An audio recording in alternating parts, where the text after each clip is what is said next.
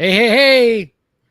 We're What's up, here. guys? It's Wednesday, 7 p.m. on the East Coast, 4 p.m. on the West Coast, and wherever else you are in the world. This is the Death Rattle Podcast. I'm your host, DJ Remark, and with me is Mr. Kanan Becker. What's going on, buddy? Wow, wow, wow, wow. Yeah, Look I at know. you, man. You like this? Looking all fancy and shit. I was going to be late today because I was supposed to be going to a Bridgerton themed networking event at Oh, a that's very fun. high tower here in Jacksonville. And now that I just doxed myself, but it got You canceled just apparently. dox yourself to a city with like millions of people. Yeah, but still, like everybody knew I was in. Yeah, but now like everybody knew I was in Florida, and that's like fine. But now everybody knows where in Florida I am. So yeah, but I've been to where you live, and I still couldn't find it if I were to go there. And I know, like, it's like saying, "Yeah, dude, I'm in Sacramento area. Come find me." It's like millions of people. Well, so anyway, I was supposed to be at this networking event and where they were serving dinner, and I get there and it was like, oh yeah, that got canceled. And I was like, okay. Oh, they didn't Nobody even tell you me. until after you got there? No. Yeah. Well, and here's the thing. So I was invited by somebody to go. And so I was going as their guest. And so they were there and I showed up with them or him. And when so we they didn't were tell like him either? Yeah. So we were like, hey, we're getting ready to go to this, Bridgerton event. And they were like, oh, that was canceled. It got canceled on like Monday or something because of not enough signups. And Jesus, so, dude. yeah, so we're both standing like there. Last minute canceled it. Like, yeah. So we're both standing there with our thumbs up our ass. And so we got a drink at the bar, and then I head back, and I was like, well, I guess I'm gonna make it on time. And so I stayed in my little getup. I used to have a coat with tails. That was part of my costume. Cool. That was part of my Halloween costume a couple years ago when I went as Quark from Star Trek. And but I couldn't find it. So I got my suit jacket and a nice little red bow tie and all that. But I like it. It looks like if we didn't know better, you literally just came walking out of cans. Because the last time any of us talked to you, I still can't. Which we'll talk about today too, but we got a lot to talk about. But let's say hi to everybody in the chat. There's Saya. What's going on? She says hello. Did you see how janky I played your video last week? Yes, I did. I watched it. I watched it and I was like, this motherfucker. I don't know why it kept corrupting whenever I tried to save it to my like from the Facebook, and it wasn't like I could just be like, hey, dude, resend that file. Yeah. Because it's I watched it and I was like, good Lord. But you know what, man, you did a good job. You do a good job when I'm not here, so it's okay. Saya says hello, Kanan. She doesn't say hello to me, so that's cool. So what's going on, Saya? Anne Marie says howdy, gang. Hi, Anne Marie. Christoph Liggett, hello. Dude, she said welcome back, DJ. I'm not there yet. Chill. Well, I'm not there yet. Mr. Wonderful says, hey guys, I'm allowed to talk shit. Substance D says, Zup. What's going on? Zup. Mark, depending on where you are, good afternoon, evening, or night. Hello. Diddy's here. Hello. Mike says, what's that? Still wondering about the rats. SJM Hadsock says, howdy. Rats. I don't know. James Huge says, hi, waiting to load lentils. Get those lentils. Unlimited Stride says, what's up, gang? Citizen Sleeve is scaring us. He says, boo. Ant says, don't fuck with death. Yeah, we're going to talk about Final Destination Bloodlines. Mike Morin says, saw it last night. It's brutal. Let's see. Saw what last night? Yet? FDB, Final Destination. Oh, I see. Yeah. Okay. James Cry says, yow. Hughes, I don't know if we know. Yeah, let's see here. I think that's everybody so far. John Connor, let's start the show. We're here. Sorry, we're 1 minute late. Sorry. Let me see here. It's 12 a.m. at Diddy's. Okay. John says, yeah, nice DJ rocking the bow tie. Mike says that I'm Pee-wee. That's cool. Yeah. Diddy's gonna stalk me. All right, Pee-wee? Cool. No, Pee-wee Herman's great. Even though there was that child porn allegation, which I think that just got us off YouTube. That wasn't what got him in trouble. I thought it was. No, he got in trouble for jacking off in an adult. It was back when there was adult theaters. Like of course there was accusations, Oh. but nothing official. There was never any like actual charges or anything. It was just like rumors. And it was after that. And it's so fucked up, dude, because like people that are younger don't remember, but there used to be like adult movie theaters. And like you would go in and watch porn. And it's like everybody knew that everybody in there was jacking off. But it was one of those like things that you still couldn't get caught. I know that's so crazy though. Like, why would you do that? It's public. Even if it's an like, adult theater, trouble, but he got in trouble, but it's messed up because it's like the way people treated it is equivalent to if someone was caught like with like a minor now. You know what I mean? Like it was treated like the worst thing in the world. And it's like, dude, he was in a place that was meant for jacking off.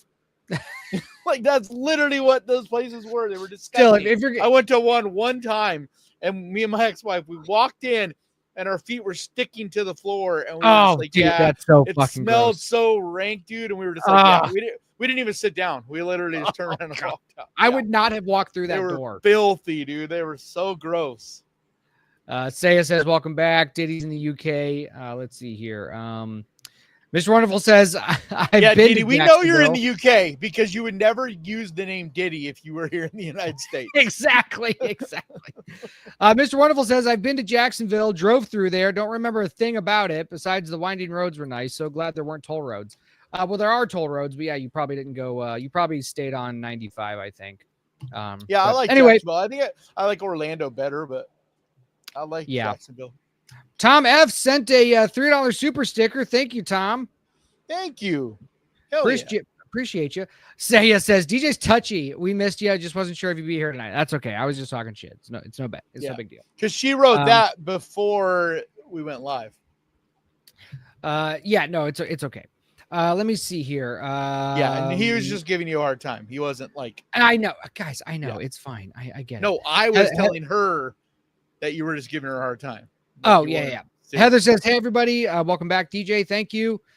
B Movie Theater, thank you. Okay. So before we get too far into this, I need everybody to pour out a beer, whatever, to my lost boy, my little rat, who is named after Vincent Price. He passed away about an hour ago. Oh, R.I.P. Vincent. Yeah. Sorry, bud. He was black, fancy rat.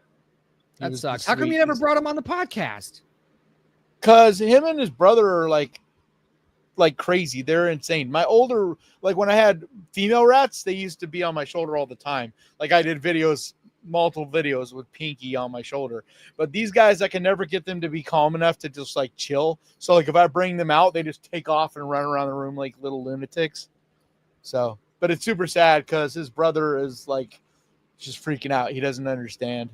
Like it was really sad. It's like I walked in my room and I saw his brother, who's named Karloff for Boris Karloff, because he's the gray one. Price was the black one. Anyway, I walk in and I see Karloff at the cage, and he's just like looking at me, and he's like kind of, and I'm like, what's going on? I look in there and I'm like, oh no. I knew Price was not probably gonna make it. Like I've been nursing him for over a week, trying to get him to eat anything, having him like lick yogurt off my finger, giving him like water, like right, because he was barely moving. Anyway, but it was like so sad because his brother was like trying to get me to help him, and it's like he's dead, dude. Just like that sucks, dude. man. I'm sorry. That sucks. Was he old? Is that what it was? He was old? He's not that old. Oh, but that's just sick. Yeah, that's just rats, man. Like they, they don't like. It's crazy because I've had some rats live like 5 years, and then some will live like a year and a half, 2 years. So, wow. I didn't know their lifespans were that short. I thought it was. No, longer than that. If a rat lives over like 4 years, it's crazy. Oh wow. Yeah. Well, so anyway, so it didn't mean to be a downer, but he's my bud, and I'm a little bit sad, and so figured I'd share it with friends. Well, I'm just letting everybody know this was supposed to be a dinner networking event that I was at, so I had to order food. So it's going to be another eating stream tonight for the welcome back stream for me. So sorry guys if you're not into that. I just mowed down on Taco Bell right before we did this. Oh God, Well, so anyway, for those of you that care, Can was really good. No, Mr. Wonderful, you don't flush a fucking rat. Like dude, he was like with his tail, he's well over a foot long. Like these are fancy rats and male rats. Like they're huge. Mike Morin with a $5 says, condolences, Kanan. I was the one asked about your rats when the audio was out last stream. Thank you, Mike. Yeah, I remember. I remember. So Can was awesome. I spent all of my time at the film market trying to sell the Hellgate. And the good news is I got 3 offers on the floor. So how is it set up?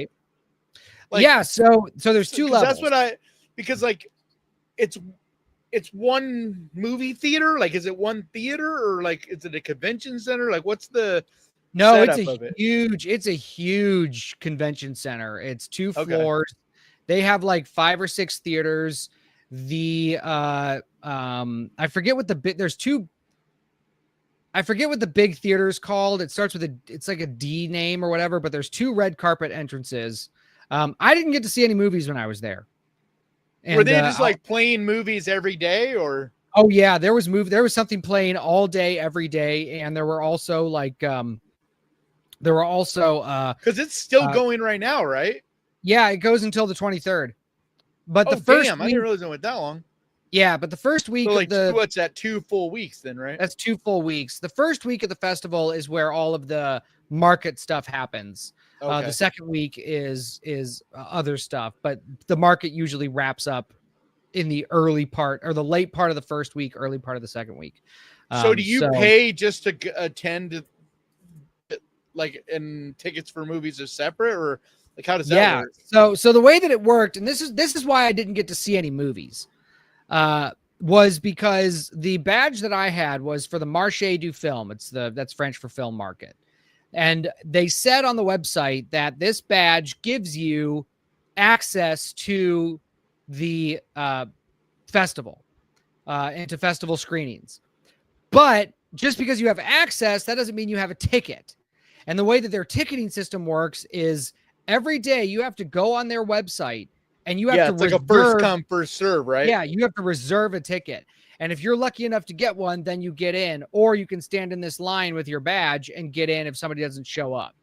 Yeah, that's how Fantastic Fest and it's messed up because you can't, like, everybody has been complaining about this for a while with a lot of these conventions because it's stupid. You can't get anything in advance. So it's like every morning you got to get up hell early and jump online and try to hope that you got tickets for whatever movies you're trying to get into. Yeah, it's really dumb. So that's why I didn't get to see any movies, but I did get to see a couple of celebrities. I got to see them, but I didn't meet anybody. And I didn't get to attend any premieres because they're all black tie, and I didn't bring enough black tie. I just brought business. I had my suit jacket and like a shirt, but I didn't have a tux or black tie, so I couldn't get anywhere near any of the that's what mattered anyway. Like you did what mattered anyway. Yes, I was there for the market, and it was a very good market. I met a lot of good people. I made some good relationships. And so anyway, so the market is 2 levels. The first level is where all of the countries are to entice you to shoot your movie in their country. And they have all of their incentives, all of so it's like it's set up like there's separate booths for. Yeah, it's set up like a convention. And then the second floor is where all of the distribution companies are. So, you have all of and they're all there. Well, not all of them, like, Lionsgate and Universal and all that. Like, they're not there, because they're their own. Do you just like walk up to them and introduce yourself, or? You can, but a lot of them are they only do meetings, and they have meetings all day, every day. Oh, okay. And, so how do you set the meetings up? Yeah. So when you are accredited with the festival and you get into the Marché, you are then given access to a website called Cinando, and you can go to Cinando and you can sign up for a profile right now, but it's $125 a year to be a part of that website. And essentially what it is it's just a who's who in the industry with their email address and phone number. And Wow. you go through there and you find distributors or sales agents that have worked with movies like yours. And then you find out who's listed on there, whether it's their acquisitions people. And so you just kind of cold message them, like and then so I had an email that I sent out that said, "Hey, I'm going to be at Cannes. I was just wondering if you're attending. I have a movie that is looking for distribution. I'd like to set up a meeting." And then they message you, they email you back or they don't. And a lot of them are also there to sell their movies. They're not there to. Some are there to buy. Most are there to sell. But I made a lot of really good contacts. And who are they trying to sell them to? The other buyers. So so it's not just distributors, it's also production companies. Right, and sales agents. Yeah. So that's what it is. But it was a lot of fun. It was super busy. It was very it could get overwhelming at times. And the fact that I was walking around in a boot because of my toe, I started getting real tired real quick. But I know that feeling. France is gorgeous. The food's really good. People are really nice. But the one thing is they all drive like assholes. And the motorcyclists and scooter riders and all of that, they just swerve in and out of traffic. The amount of almost accidents that I witnessed just Ubering made me go, I am never, ever driving in France. There is no way that's happening. But yeah. So anyway, how did you get around? Just walk and public transit or Uber? Yeah. Nice. Yeah, I didn't do public transit. I did Uber. How expensive is it for to stay there and eat and everything? Well, I'm sure the prices go down when it's not the 2 weeks of Cannes. But my hotel room was about $300 a night. And I spent probably an average of probably about $20 to $30 a meal. But so definitely not a cheap place to just go for. Yeah, it's not a cheap place to go. Yeah, it is not. But I got to practice. Cannes is more of known for the business place anyway, right? I mean, it's not like ones where just fans of movies generally go, right? What do you mean? I mean, because I guess anybody can go, right? If you want to see movies, but was there a lot of fans there? Oh yeah, there was. Okay. It's the Cannes Film Festival. I know, but I thought it's a more one that's meant. I have always thought of it as more of the networking kind of one, not so much about fans meeting celebrities and going to see movies and shit.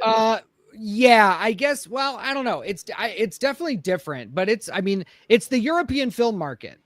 Yeah. So, it both happen at the same time. But yeah, it's definitely not there's not celebrities don't have booths there. They just show up for their premieres. Yeah. I know there's they play a lot of European movies too, though. So it's not there is definitely American ones that premiere there, but yeah. So that's fascinating. Yeah, Mike says it sounds cheap for France. Well, it probably sounds cheap because I didn't eat at fancy restaurants. I tried to find more out of the way, non-touristy stuff because I'm sure the prices were also elevated at all of the restaurants where they know everybody's going to go. So I tried to find restaurants that were a little more deep into the city or, were sort of less known. And I really wanted to have that sort of French cafe experience, which I did get when I was in Nice. And that was really good. The only thing I was missing was a beret and a cigarette, but I got everything else. And I definitely had that French experience. So it was really good. And I think I think everybody needs to go to Cannes at least once just to be able to experience it. And I would love to be able to experience the festival side as well. But it was really surreal for a film fan and for somebody in the industry. It was really surreal just being there, because you're in history, you're witnessing history, totally. As it happens. Who were the celebrities that you saw? I don't know. You mentioned I didn't get to see Tom. But I saw. Oh, was Tom Cruise there?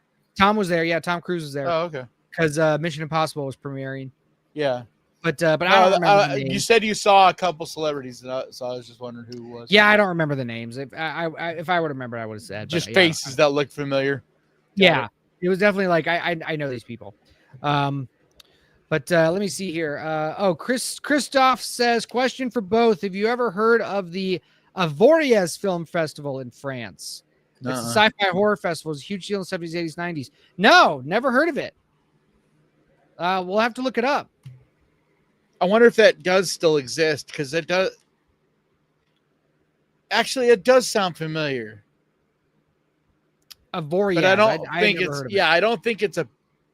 It's not a big one as far as like, because there's like certain ones you hear about regularly. Like there's the one for horror in New Orleans. I forget the name of it.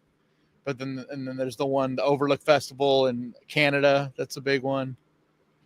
The one I am trying to go to is Fantastic Fest, and that's like the festival to go to. Yeah. So they're the Fantastic.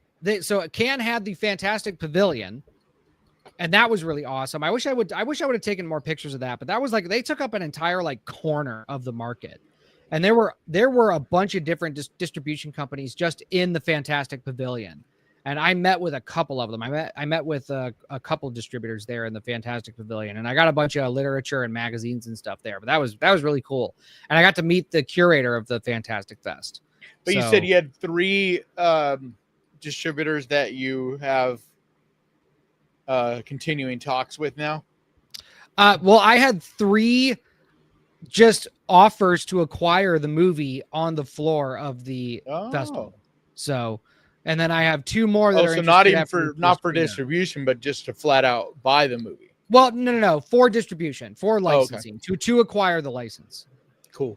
But the horror that's for over there, right? Because you weren't trying to get. Yeah, that's for international. Yeah, I'm not trying to get I'm trying to get international distribution from Cannes, and then I'm trying to do North American distribution from somebody in North America. Yeah. I'm trying to open up these festivals that I was targeting for the Hellgate, because these are like really good horror festivals, and these are the ones that I usually remember. But now it's not opening. So what were you showing them in the meetings? What were you? I was showing them the trailer. The scissor roll, the trailer. Okay. Yeah. Which I guess. Oh my God. I know you haven't played the trailer. Excuse me. No, I have not, because the trailer is not officially released. But the trailer for the Hellgate is finished. It's just not officially released. I still need to get the finalized audio for all of the different clips that I used, and then we will be releasing the trailer. But it's not released yet. But there is a trailer for the Hellgate ready, and I'm pretty excited. I really like it. So anyway, yeah. So you want to get into our program, or do you want to read a little bit of chat? Well, yeah, I'm sure there's some questions that pertain to what we were talking about. So let's get a few of those or talk. All right, let me scroll up a little bit. Everybody's saying hi to Leslie. Hello, Leslie. And then let me see here. Is it true champagne from France can be called champagne? Yes. That's technically true. Only champagne from Champagne, France can be called champagne. I think the rest is just like sparkling wine or something like that. Yeah. Jack says all day. You mean 24 hours a day? No, the market closes at like 8 o'clock, but it opens at 8 o'clock too. So it's like 8 to 8. Everybody's saying hi to Leslie and Heather. Let me see here. Jack says, I wish they redid Goosebumps. The new one loves the trope of there being a clique of friends in high school, and then somehow all the children of the future coincidentally become a friend group also. Which one are you talking about? Because there's the one that was on Hulu that had Justin. What's his name? I did not see that one. What is it? Why can't I remember his name? Justin. Jeepers Creepers. Justin. Long. Justin Long. Yeah, there's that one, but then there's the new one that just dropped on Disney recently. That's like a whole new thing. I mean, I don't know. I haven't heard great things about either, but you got to remember, dude, this Goosebumps isn't made for you, bro. Like if you watch Goosebumps like we did when we were younger, this is for that age group now. Like if they made a Goosebumps that we would like, that wouldn't be, that's not the point. Like Goosebumps is supposed to be for, preteen, teen, like 15, 12 to like 18-year-old kind of thing. You know what I mean? Diddy says, did you stop over at the UK while you were there? No, I did not. I went directly to France and then directly back to the United States. Christoph says, I'm from Paris. It's 10 times worse than in the South as far as driving. Yeah. Oh, you mean Paris is 10 times worse than the south of France? Oh my God. Because Cannes is in the south of France on the Mediterranean, and then Paris is north. And if Paris is worse than Cannes, I think I would die. Well, it's just like when I've been out in Florida and I like hear the people tripping out about traffic and everything there, it makes me laugh because I'm like, dude, go to fucking LA, man. Like you go to LA and it's a whole different world or even worse, go to fucking Mexico, dude. Go to Tijuana or Mexico City. You want to see bad traffic and shitty drive. You will constantly see accidents. Like when I was in Mexico City, I saw 2 different people actually get hit by cars.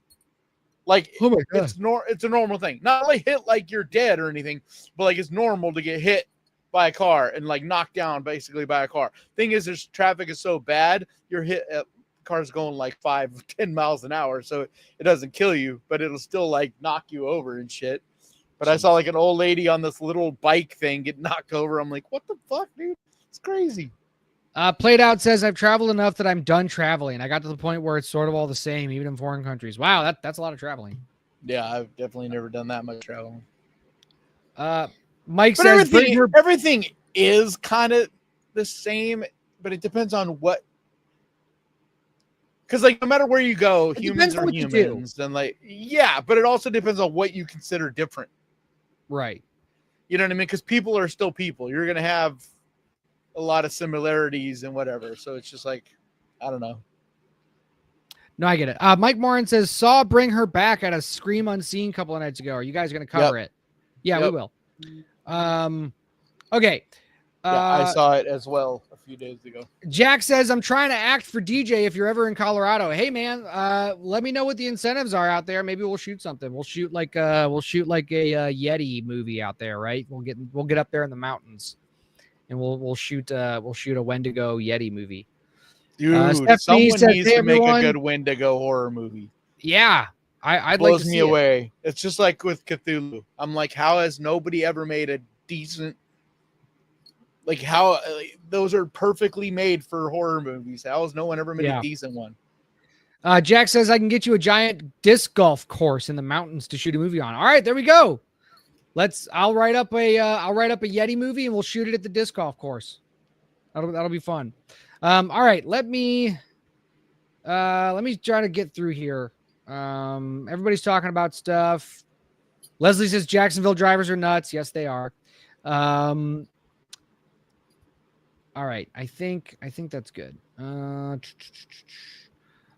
Jack says, question, who cut your hair? I have a barber who cut it, but he cut it before Cannes, so it's about 2 weeks after, like it's about 2 weeks grown out. But I do have a barber. He's an Eastern European man named Tony. Looks good. And I like him. Thank you. But yeah, so I got to get it cut in the next like couple of weeks anyway, because it's going to be growing in.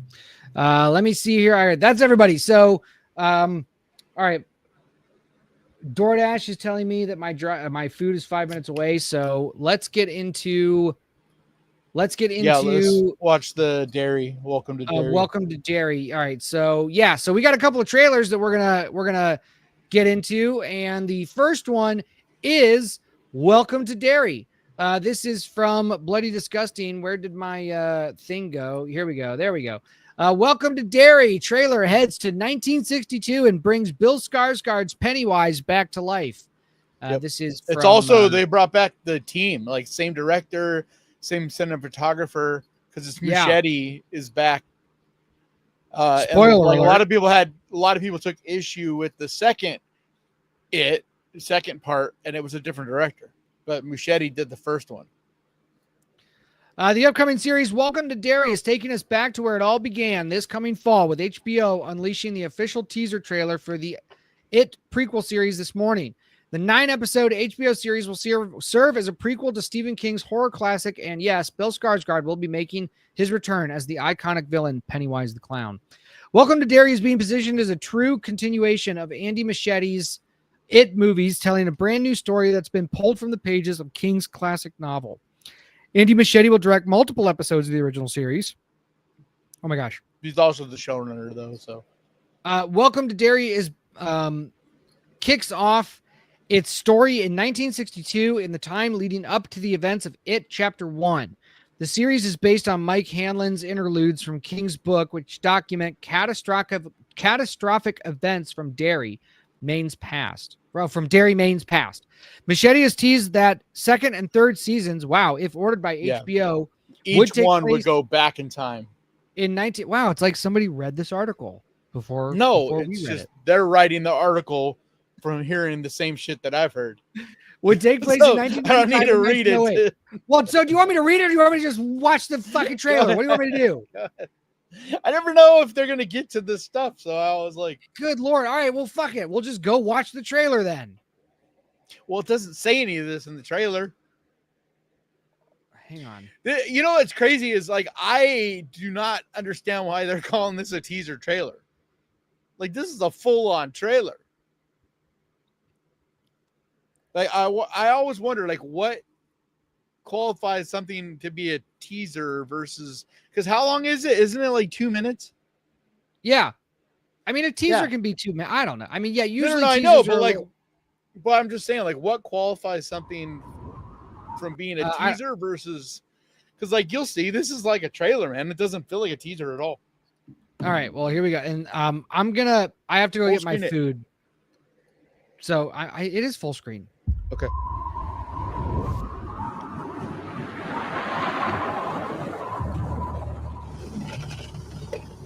You poor thing. Get in before you get your death of cold. Now you just tell us where home is. We'll get you back to your parents safe and sound, okay? Anywhere but Derry. Things that happened in the past. My family and I just moved to town. Oh. Hey, baby. Happened in your mind. I love how even the way people look in this, there's something weird and creepy about 4 months. everybody. And they never even found a body. That means murder. This business with the missing kids. I'll be right back. I gotta go get my food. I'll be right back. Never a bad idea to keep the people you love. Well, pause it, dude. You haven't seen this.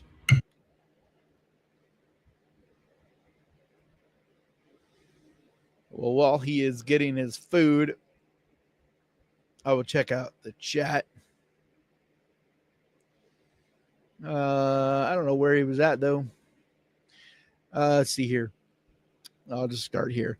Lefroy says, just got done watching Ugly Stepsister on your earlier recommendation, Kay. Good call. A very classy film. Yeah, I love that movie. I get it may not be for everyone, but like, dude, I just think it's so well done and so different. Justin Long, Scream King, Jeepers Creepers, yep. Tusk, Barbarian, yep. I love Justin Long, man. But I don't know. Yeah, I don't know. I didn't watch that Goosebumps that was released with Justin Long on Hulu. It just didn't really look like my cup of tea. It's like I was saying, like, I shouldn't really like Goosebumps. Like I'm not the target audience. It's not made for me. I'm not a little kid. But I did hear that the newest leans more into the horror. For what I heard, it's still angled towards preteen, teens or whatever, but it's supposed to be a lot more horror based and scarier and more intense than normal Goosebumps, like the ones that we grew up with. So I've been curious about that, but I still doubt I'll really like it.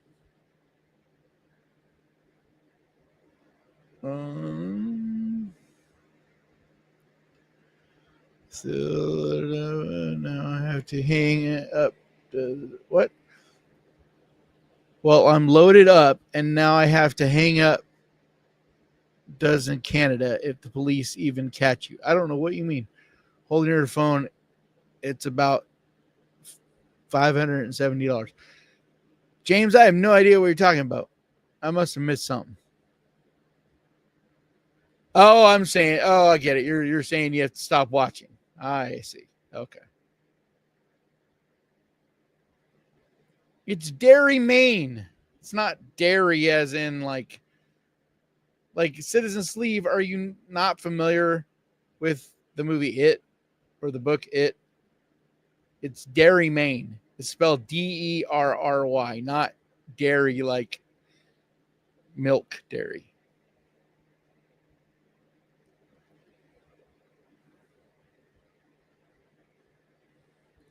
Yeah, but I don't blame Jack. I don't blame Machete for the Flash at all. Like, the Flash was a fucking mess. A lot of the problems with the Flash, in my opinion, was the CGI. And a lot of that was because of, DC being a bag of shit and not paying the special effects artists like they should have, not giving them nearly enough time, constantly asking for them to change stuff, never letting things be done. That movie went so far over budget because they couldn't make up their minds on shit. And that's nothing to do with Machete. Machete directed it. He didn't do the special effects, the CGI and stuff. And I'm not saying that, of course, like Flash had directorial issues some too. I think that most of the problems with that movie is DC. Like, DC cannot get out of their own way.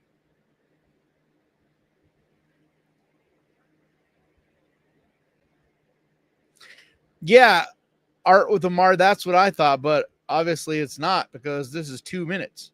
So a teaser isn't about less than a minute. So I don't know. I'm always curious about that. Like, what qualifies as a teaser, sizzle reel, trailer, Yeah, Stephen King is not involved with this as in a writing credit or producer or whatever, but he has been consulted, and he was on set a couple times. Muschietti talked about, and Stephen King was really happy with the direction they were taking it from what the reports have been. So we'll see, but we don't need that anyway. I mean, Stephen King has built out, the story. We don't need, like, if you're doing what these are is prequels, basically, it's telling the other past stories. Like, we don't need Stephen King for that.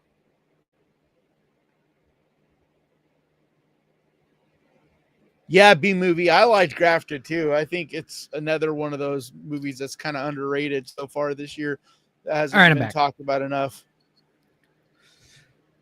And he's back. Let's watch this.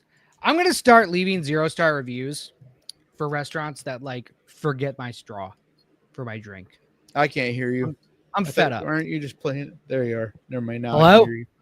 Yeah. Can everybody hear me? My headphones. It wasn't you. Oh, okay. Yeah, I'm going to start. These headphones, if there's not audio coming to them for about a minute, they just turn off.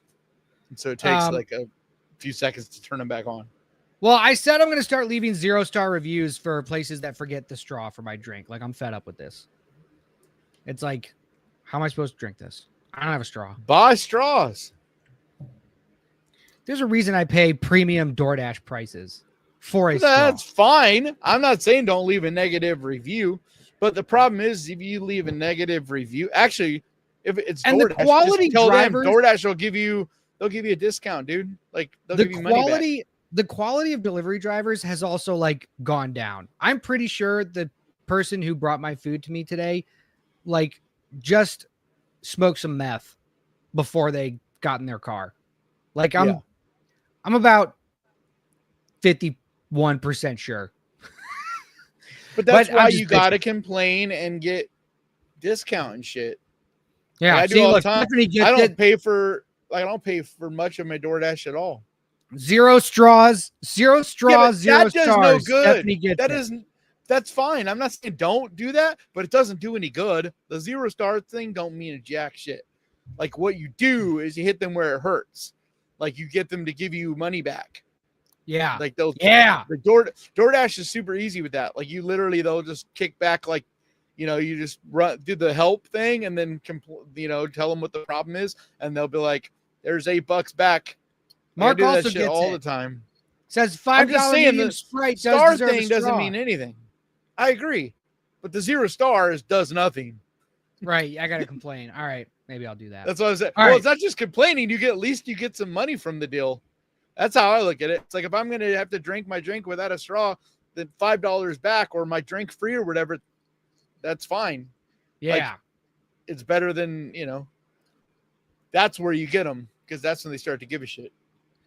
all right, let's get back to this trailer. Because DoorDash passes that on to, like, say you got Taco Bell, they didn't send you the straw, you get DoorDash and they refund you like $3, $4 for your drink, then Taco Bell has to pay that, like pay for that.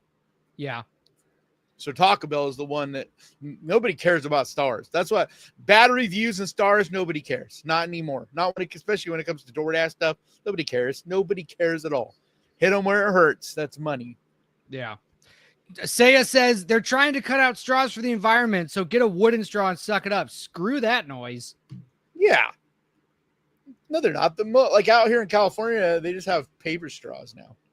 Art says, I do dashing and I respect the customer like it's my food. Thank you, Art. Me too. If I forget something, I drive to go get it. But now the customers rarely tip, if at all. See, and that's the other thing. Like I tip. But the straw isn't on the driver anymore. With most of these things, like they come in a get bag, a closed bag. It's like, bag. Ever since COVID. No, I get it. I get it, but still, like that's what I'm saying. If you give like 0 stars and whatnot, that's why I do like now that DoorDash does that second thing. Like when you rate it, they give you 2 different ratings. Like, how was the restaurant part, and then how was your driver part? And I appreciate that because back when I was doing DoorDash, like before 2020. It sucks because I would get like bad ratings all the time. And it's like, dude, I had no control. If your food is fucking shitty made or whatever, or cold, I had no control over any of that. No matter how hard I try, no matter how fast I drive. Like, yeah, I'm not blaming the drivers for the quality of the food, but like, don't roll up and hand me a bag when it looks like that you're about to lose a couple teeth. Yeah. No, I'm just saying, like, I hated when it was with your fucking ex-con boyfriend in the car in the passenger seat. Like, what are you guys doing? All right, I'm done talking shit. I got into it the other day with a delivery driver for my groceries because I have to share my sister's car right now. So like a lot of times I need food, I have to get it delivered because she's got the car or whatever. Yeah. And I asked the guy to get me cold rock stars. It's not a big deal. Like if you couldn't get them, that's fine. Then don't get them or whatever, right? But he messages and he's like, they don't have any cold. And I was like, did you check? Like there's one place where they generally always have cold ones, but a lot of people don't realize it's there. So usually if all else fails, there'll be some there. All I said was, did you look in this fridge by the deli? That's it. And he's like, yeah. Do you think I'm stupid? That was literally his text to me. And I was like, well, you don't have to be a jerk, whatever. And he was like, I don't know. Anyway, I was like, fine, cancel it. So I fucking canceled my whole entire delivery for that because that fucker. Damn. Yeah. What an asshole. That sucks. I'm sorry. Oh no, it's like whatever. I'm just like, I can never imagine because like they have the delivery system set up so easy now. All you have to like, there's very little interaction with the customer. Like all he had to do was say, "Oh, I'm sorry, man. I already checked, and they don't have it there either." That's it. Yeah. Yeah. You didn't have to say, do you think I'm stupid? I was like, what the fuck, man? Wow, this show's gone off the rails. Sorry, guys. It always does. All right, let's finish this trailer, and then we can get back into it. Yep. It's murder. This business with the missing kids. Do I need to be concerned? Never a bad idea to keep the people you love The one thing I think close.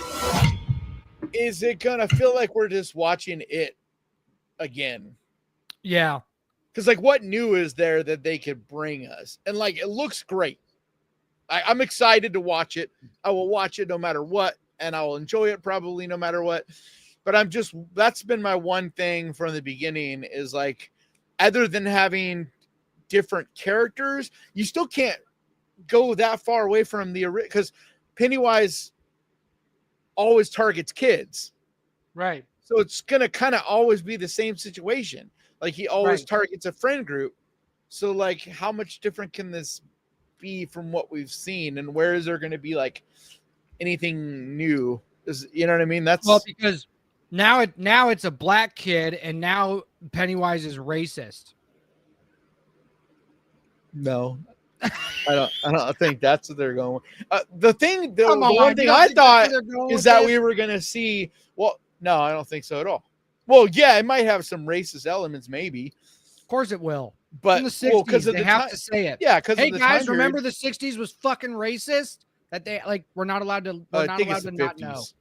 Is it the 60s? No, it's forever. If you ask anybody, racism is alive forever. It's never dead. It's always everyone's racist all the time. Sorry, I'm being cynical. Did you review Sinners? Yeah. Have you ever were wondering? Yeah, but I didn't think that was. Yeah, but I didn't like. Okay, dude, I got so many comments from people, racist motherfuckers, for just reviewing that movie. I was like, Jesus Christ. Oh, you mean? Oh no, I thought you were talking about the racial implications in the movie. No. Oh, no, I haven't had any comments that were.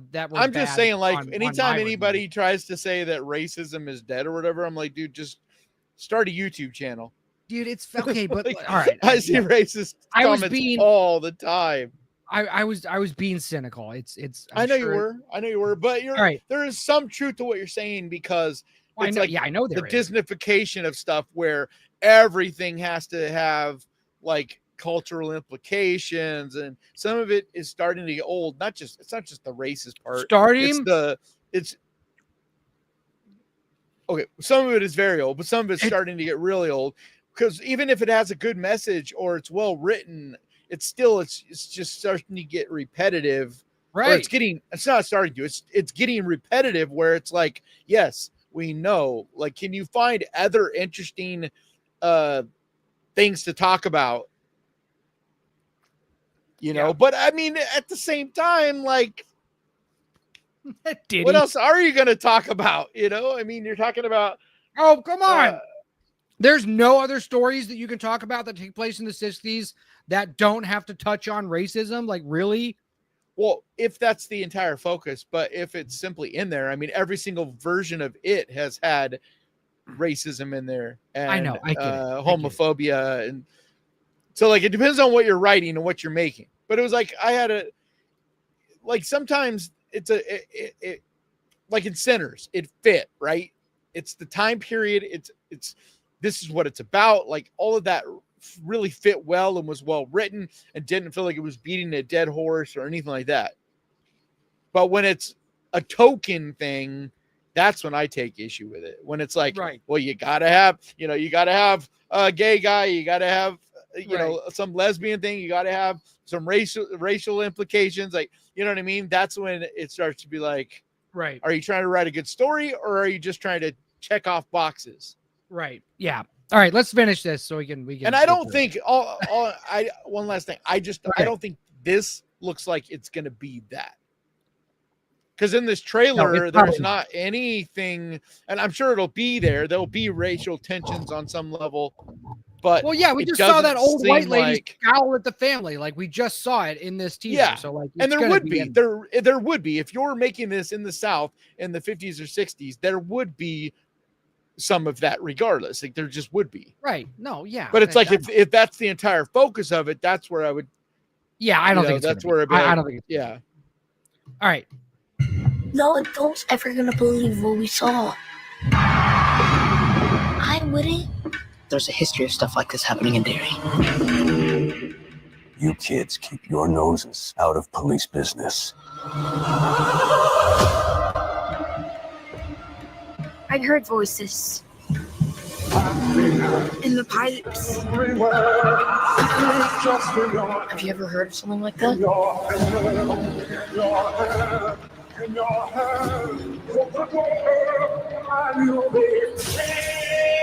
There's something bad here in Derry.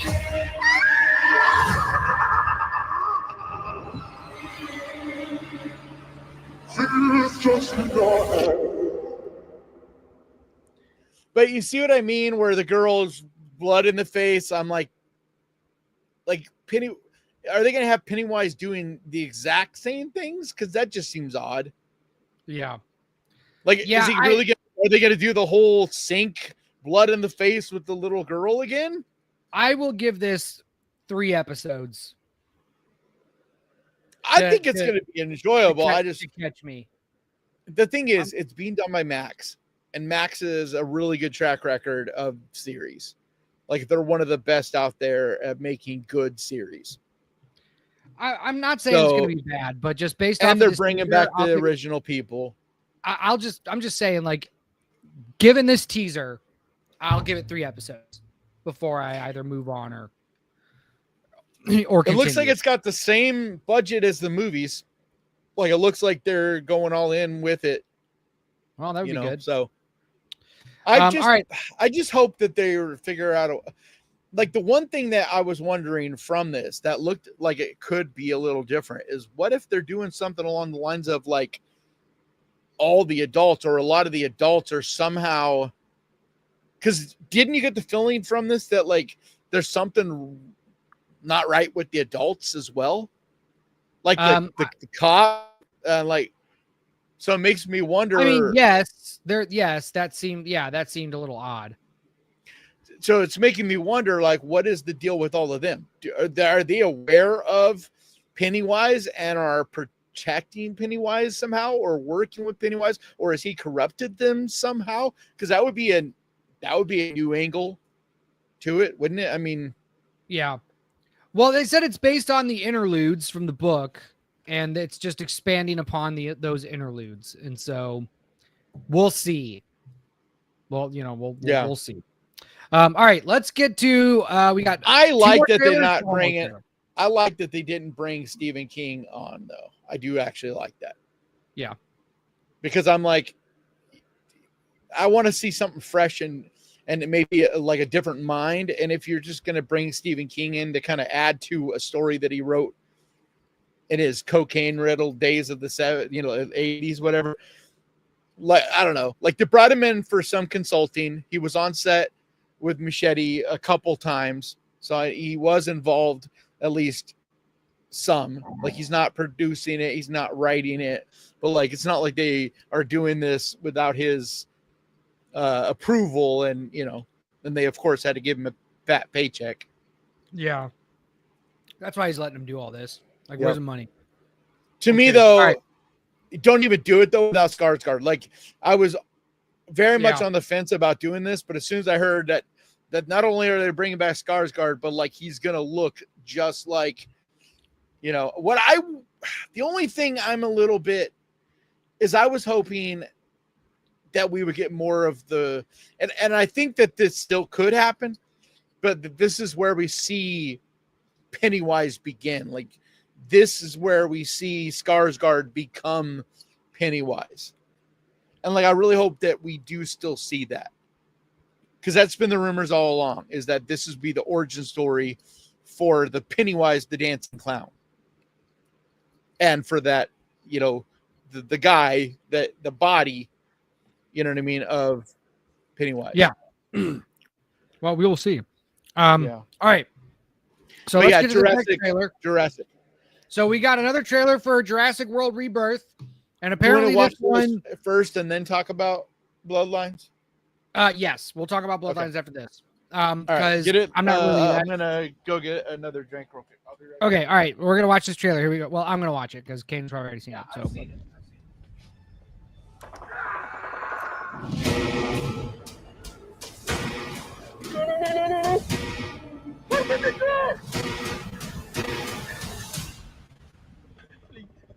Sorry. Please open the door for me. on the island we're headed to? Pause it. 24 species have survived. Dude, what do you think just of that little first part? What is your initial thoughts of that?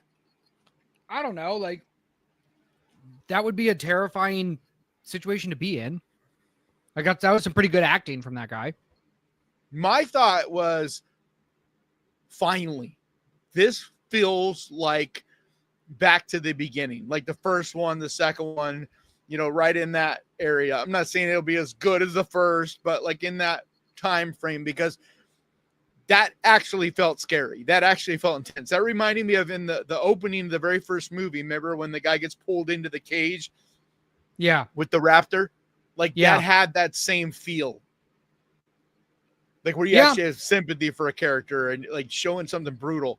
Because like the last ones, they've all felt so like they're made for people to take their 10-year-olds to see. Yeah, dinosaur adventures movies. Yeah. Yeah. And I'm like, dude, what happened to I'm not saying they have to be full-blown horror movies, but Jurassic Park was built on like some pretty scary shit, like if you're 13, 14-year-olds old, like I was when they came out, like it scared me. Well, let's see. Survived there alone. The theme park owners did experimental work, leaving only the worst ones here. Is it choppy on your end? Are you seeing that? No, it's clean on mine.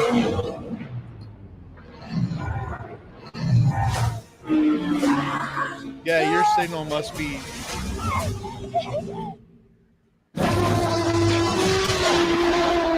There we go.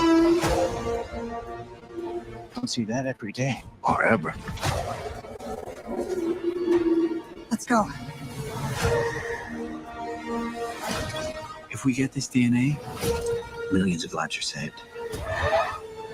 Yeah, dude, it's freezing up. We should make this quick, huh? Chat, is it choppy for you guys? Because it's clean for me. I'm not seeing anything. Yeah, but I'm watching it on my tablet, which is a separate connection, so it's not my connection. And it's choppy. Like if it was just on my computer, then I'd be like, oh, maybe it's my Wi-Fi. But it's not. It's on the tablet, which is using actual mobile data, and it's still chat saying it's off and on choppy. Okay, sorry guys. Yeah, I don't. Let me take a look at my. It's okay. It's okay. I just wanted to bring it up because if there is, if you can make it clearer, if not, no biggie. I could always play it on my end too. It's gonna be my Wi. It's gonna be my Wi-Fi. It's Art says it's on dial-up. Yeah. Yeah. All right. Well, let's just try. I wonder how much longer until there is no issues with, you know what I mean, like Wi-Fi. The problem for a with lot of us, Wi-Fi now, like our phones. Think about it. When was the last time you had a problem making a call or, with your mobile data? Generally, it's always strong now. It's rare to not have a good signal. I wonder how much longer until Wi-Fi in general will be on that level. Well, hopefully soon, because like my situation, I can only get Wi-Fi here. I cannot direct in, and there's like 2 or 3 walls between where my extender is and where the actual gateway is. So like, dude, I'm telling you, you need to get what I have because it's legally a hotspot, but it's not. You get 5G connection. Yeah. It's this little box. Because you have Verizon, right? T-Mobile. Well, they should have I think they have something similar too, but they're like not that expensive, like $20-$30 a month for the service. And then you don't have to worry anymore about dealing with any of that because it gets connection just like your phone. Well, but it's actually much stronger than like a lot of times the Wi-Fi is in the areas you live. I'm like this close to buying like a 200-foot Ethernet cable anyway and just running it from the house to my apartment. And just doing that and seeing what happens. But all right, at least your audio's been fine. Like your visuals are a little choppy, but your audio hasn't been bad. It is. All right. Well, let's try to just get through this, and then we can talk about Final Destination. Time to move.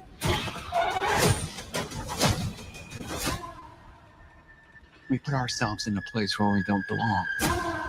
Survival is a long shot. That's kind of our specialty. She's scared. She's scared of. Come on, run!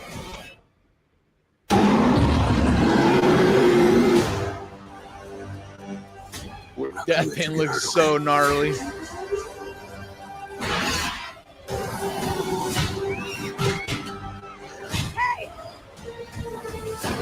Then was the source. We found it?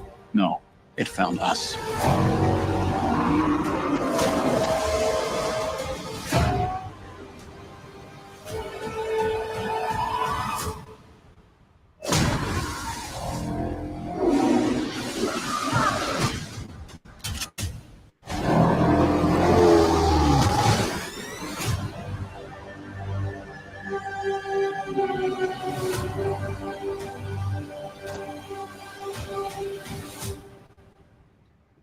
I'm just so glad that they got Gareth Edwards to direct this, dude, because it just shows. Like, it may not be a perfect movie or any of that, but like, you can see that it's got a more horror filmmaker involved. You know what I mean? Plus, for a low budget, Monsters is like one of the best, like, indie, monster type of movies that's been done. Like, that movie had no budget, and the special effects and everything like that were so cool. I don't know. I mean, I'm gonna watch it, but I'm just over Jurassic Park. Yeah, you know what I mean. Like, that's my issue. Like, it's hard for me to get excited for this because I'm just kind of over Jurassic Park at this time. Yeah, I'm not gonna like this is not on my list of the movies I'm the most excited about. You know what I mean? But like, I'm still like, it would be nice to be surprised. I know I can get a bucket of popcorn and have fun. Like, that's all I want. I want Jurassic Park movies, if they're going to exist, to still be just like fun. Feel like you're going on, an amusement park ride. You know what I mean? Like Disneyland on one of those. Like, nothing that's crazy, game changing, any of that. But the last couple just made me angry. Like, especially the last one. Like, I got so pissed off. Like, I left the theater just angry, and that sucks. Yeah. Well, speaking of a fun movie, we went to go see Final Destination Bloodlines. Well, we did separately. We both saw it. We didn't see it. Yeah, we didn't. I'm just saying we didn't see it together, but yes, we both saw it. Do you want to give your review first and then I'll give mine? Just go ahead and start talking about it and I'll jump in wherever. Okay. Because I don't have like a whole like laid out in my head of a full review of it or whatever, All right. All right. This will be spoiler free. Before you jump in, for anybody, like, don't worry, like, you don't have to turn it off. This will be spoiler free. You cannot spoil this movie. You can't. Yeah, I mean, there are no spoilers. And here's, you could, describe like the kills, I guess. Right, but I'm not going to do that. So, that's all. I'm just saying they don't have to worry about, because sometimes we've done some spoiler conversations, but this one. So this movie, Final Destination Bloodlines, it's a bad movie. Okay. However, it's not a bad movie. The script is bad. The script is not good. However, the kills are super creative. The characters are fun enough to watch, and the just over the top ridiculousness of it is so engaging that it's fun from the beginning to the end. Yeah, like, it knows exactly what it is. This movie knows what it is, and it doesn't try to. like it's not trying to be smarter than it is. It's not trying to be more serious than it is. It's not trying to pull at your heartstrings. You know, like it knows that it's a kind of dumb movie. I mean, the concept is kind of dumb, and that's kind of been my problem with them before. Is where it was like, dude, like, what are you trying to do? Like, be a stupid movie. Like that's what I'm hoping with. I Know What You Did Last Summer is that it knows that it's a stupid movie. Yeah. You know what I mean? Like you're a stupid movie. Like. So when it comes to Final Destination, like if you've seen one Final Destination, you've seen all of them. Yeah. There is no, so like if you've never seen a Final Destination movie, you're not going to be lost in this one. This is but they do a few things. They tie up some lore in this. Yeah, which is nice. But I'm saying that they added some stuff. There's some things in this that are a little different, like lore wise too. Like, well, but anyway, so don't go into this movie expecting like great dialogue and and a lot of character development. There's only one character that actually has like some development, and he's not even the main character, but he's like he's the one that like I liked watching the most. You're talking about the piercing guy. Yeah. He kind of stole the show. Like he's not the main character of the movie, but just the way he's written and the guy's performance in general, he's the character that you have the most fun with. But the kills and the creativity behind the design and all that was great. My biggest complaint though was the overuse of CGI. The entire opening scene was one giant green screen. And it's just like, it has a lot to do with the budget. Well, the budget was $50 million. You're telling me you can't tell me you can't buy practical effects for that? Not like, for that. The building. I know. Well, that is, dude. I understand. Dude, that whole no. That building is a practical set. Like the restaurant, that's a practical set. The inside? Yeah. Like that whole thing is practically done. The only green screen is when you're looking out the windows. So like they're all in there. No. While the building was exploding and on fire, I saw the feathering around her and the kid. No. So I'm sure a lot of that is like once shit starts hitting the fan and people start falling out. Yeah, it's very.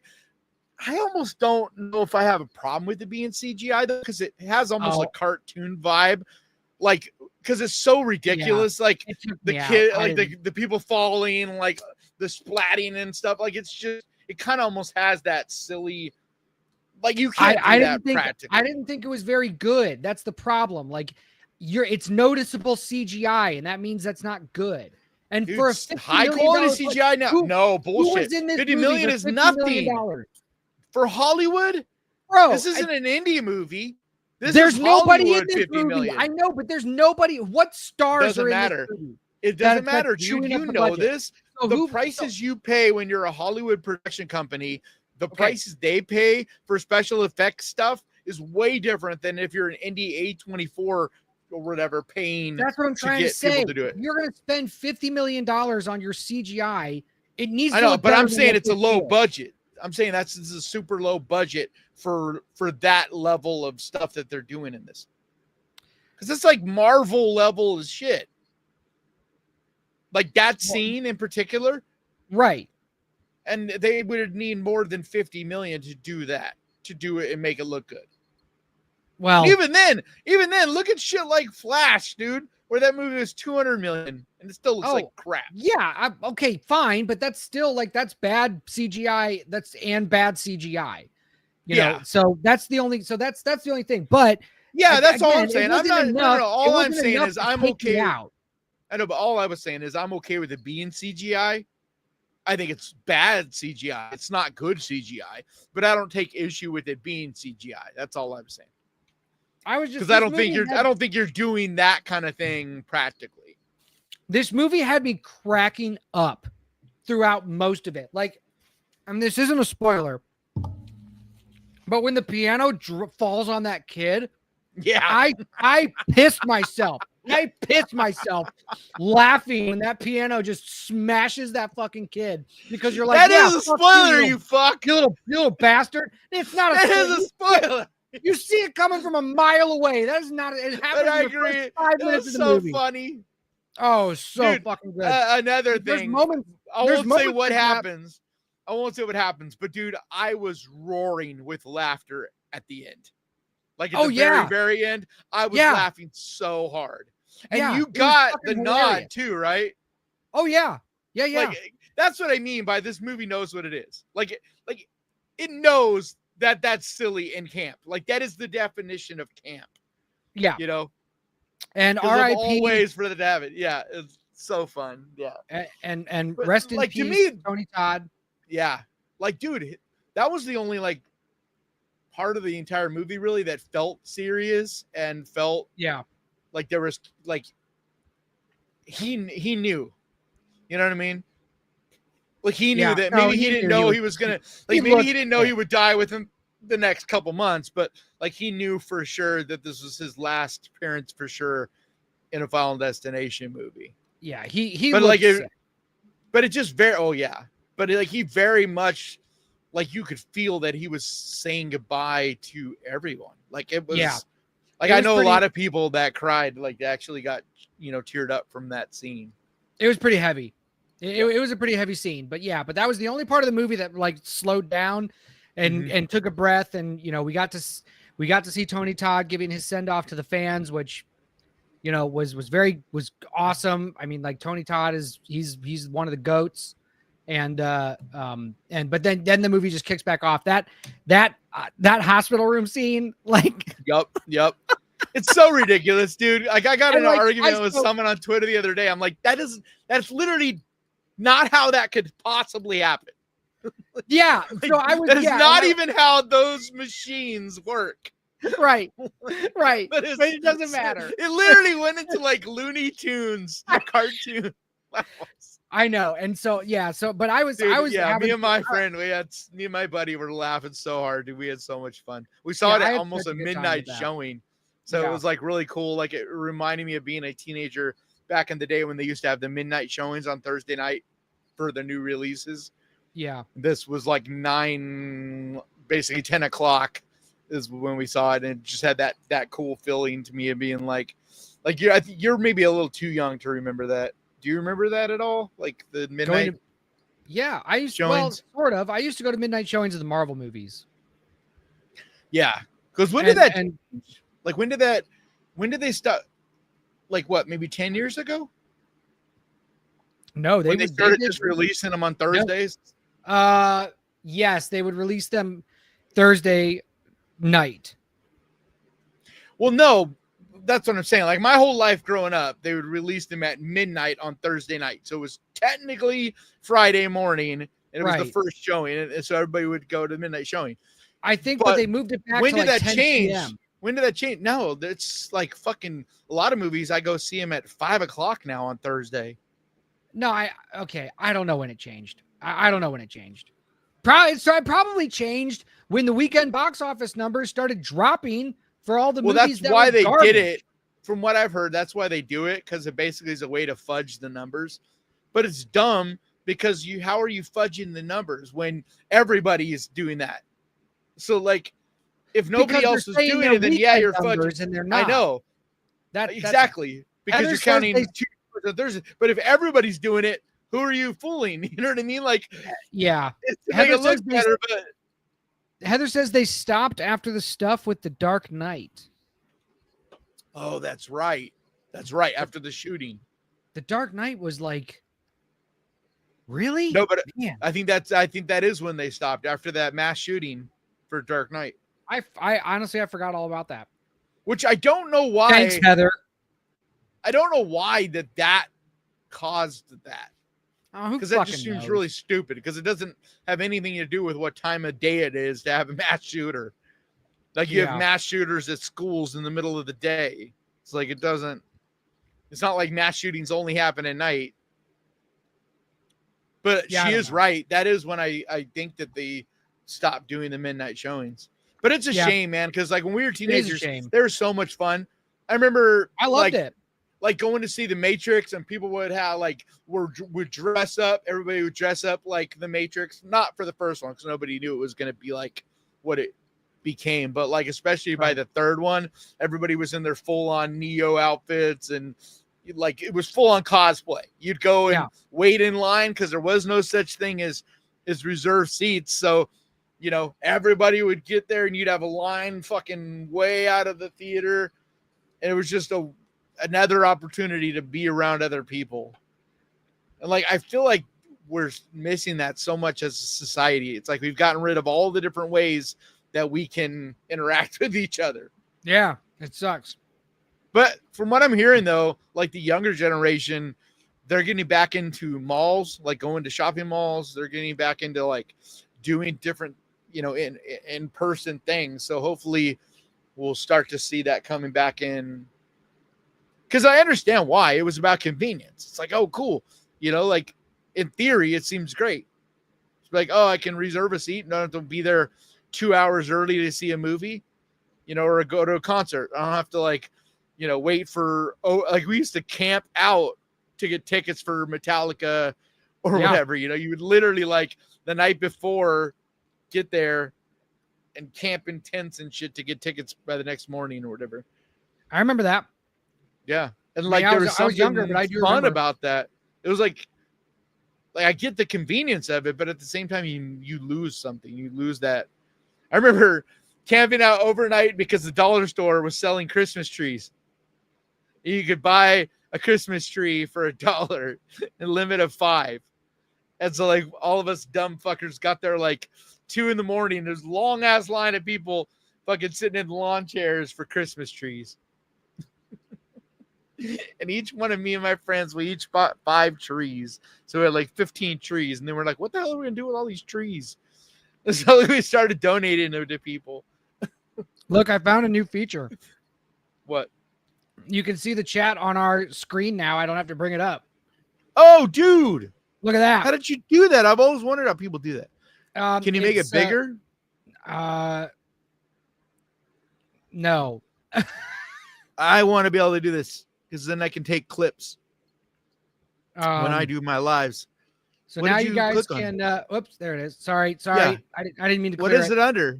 It's the very top of our, if you look in the chat section, at the very top, it says show comments on stage. Oh. Yeah, now you turned it off. So now it's back on. Yeah. So now everybody can see everybody. So if you're watching on the Death Rattle side, which you should beta. Yeah, it's beta. So like you're probably just out of this. So if you're watching on the Death Rattle side, which you should be, you can now see what they're talking about in the Ghost Pirate chat and vice versa. So there it is. So live chat. Yay. And maybe we can react. That's a good point. So then it doesn't even matter now about like, what happens if you star? Okay, so it still overlays that. Cool. So there it is. So yeah, so, you know, get to chatting. All right, what do you want to talk about? Because get to the chat. Like, let's see. We've talked about 3 things in a row. Let's see what. Oh, all right. So let's scroll through and see what we're talking about. So if that happened, oh god. Yeah. So I got to see Bring Her Back, which is the Danny and Michael Philippou, the guys that did Talk to Me. Yeah. Well, let's talk about that after I read some chats. Yeah. I just got to scroll up a little bit. Okay, talking about Jurassic Park. Talking about Jurassic Park. Jack says, did she just get kicked off a dinosaur? Not sure. Slack Wolf says, oh, I missed the first hour. Sorry, Slack. Welcome in. Art with the Mars says, I'd like to see the aliens invading Jurassic Park. I'd watch that movie. Yeah. Dude, fucking no, that's what they should have done, is sent the dinosaurs to space. Yeah. Make like an island in space. Down Devil says Jurassic 12. Samuel motherfucking Jackson lives. Hell yeah. A fucking clone Samuel L. Jackson. Otaku 420 says dinos on a plane. Yeah, so tired of Disney's Jurassic. Yeah. Yeah. And that's what, like, at least this looks like, I'm not saying it looks full on back to the horror of the first, but it looks like it's at least closer to that. Yeah. And that's all I want Lamar, from them. Like a summertime popcorn fun, you know, kind of like I said, like riding a roller coaster ride. R with the Mar says that'd be a great tie-in to the Predator Skull, where they go to present time and hunt the Jurassic Park dinosaurs. Phillies Blunt says no more Jurassic Parks. Played out says Jurassic Park making movie. them like, because like like for kids and stuff, like my nephews are both like almost at the age where they'll start loving these movies. So I'm not against them making them, because we were all the little boy at one point that fell in love with dinosaurs, you know, or little girls. My so like, I'm not saying stop nephew's making them, but I'm just like, you know, making or them you can like make they're a different fucking Disney dinosaur movie. Like, it doesn't have to be Jurassic Park. It could be a different dinosaur movie. Yeah. You know, you can make a new thing. Novel idea. All right, now no, to because that Bloodlines. won't make any money.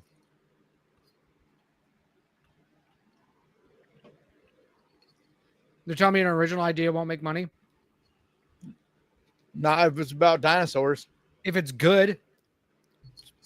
Jurassic Park was an original idea and it was good. Well, yeah, but that's Steven Spielberg, dude. There's not very many Steven Spielbergs. Whatever.